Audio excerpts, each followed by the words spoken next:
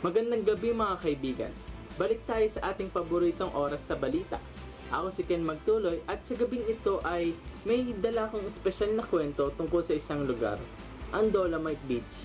Dating pinakaboritong tambayan ng mga naglalaki ang alon, ngayon ay merong problema.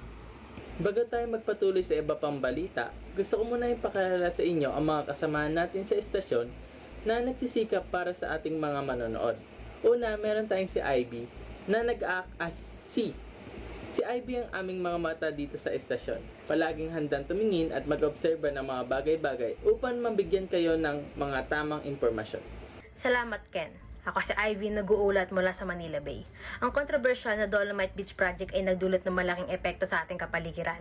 Ang Dolomite sand na ginamit dito ay kinuha mula sa mga bundok sa Alcoy, Cebu na nagresulta sa pagkasira ng mga natural na tirahan at pagkakalbo ng mga bundok.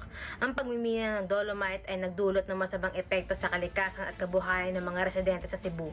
Bukod dito, may mga alalahanin na ang Dolomite sand ay maaaring makasira sa marine life sa Manila Bay, kabilang ang mga coral reefs at isda. Upang tugunan ng mga problemang ito, ang Department of Environment and Natural Resources o DENR ay nagsagawa ng mga regular na pagsusuri ng kalidad ng tubig at sedimentation level sa Manila Bay. Nakikipagtulungan din sila sa iba pang ahensya ng gobyerno at mga lokal na pamahalaan upang masiguro ang pagsunod sa mga environmental regulations. Ang mga batas tulad ng Philippine Environmental Impact State System or Presidential Decree 1586 at National Integrated Protected Area System Act or Republic Act 7586 ay ipinatutupad upang protektahan ang ating mga likas na yaman. Bagamat may mga kritisismo, mahalaga ang balanse ng pangangalaga sa kalikasan at socio-economic development. Mula rito sa Manila Bay, ako si Ivy, nag-uulat para sa Teo News 20 Oras. At narito naman si Kyrel, ang aming discern. Si Kyrel ay nagtuturing ng impormasyon. Hindi siya basta-basta naniniwala sa lahat ng naririnig niya. Palaging handa si Kyrel na suriin ang mga detalye at makahanap ng katotohanan sa likod ng kwento. Kyrel? Salamat, Ken. Naririto ako ngayon upang maglahad ng mga impormasyong makatotohanan lamang. Ang white sand ay gawa mula sa Dolomite rock na nangina at na-export mula sa Cebu. Ngunit napagtanto na hindi pumayag ang Cebu province kundi ito'y kagagawa ng DMR's Mines and Geosciences Bureau. Maganda man sa inyong paningin, sigurado ang kalusugan nyo ay aatakihin dahil ayon sa 2012 Data Safety Report ng Texas Distributor and Builder Leigh Hanson na ang Dolomite ay naglalaman ng silika na makakapekto sa baga at maaaring magka-cancer pa pag nasinggo dito. Ito din ay pinatunayan ng Department of Health na maraming nagbabadyang panganib ito sa kalusugan ng tao. Itinuturo ng Simbahang Katolika ang pangangalaga sa kalikasan sa pamamagitan ng mga pangunahing sanggunian tulad ng Biblia, Katesismo at mga aral panlipunan. Binibigyang diin ng Genesis chapter 1 verse 26 to 28 at mga awit chapter 24 and verse 1 ang mga responsibilidad ng sangkatauhan na alagaan ng mundo.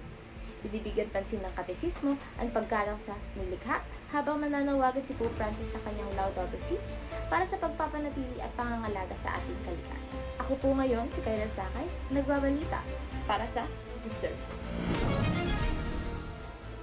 At syempre, hindi mawawala si Mark, ang aming act. Si Mark ang aming taong agad na kumikilos. Kapag may nakikitang problema, hindi siya nagdadalawang isip na gumawa ng paraan upang ito'y maayos.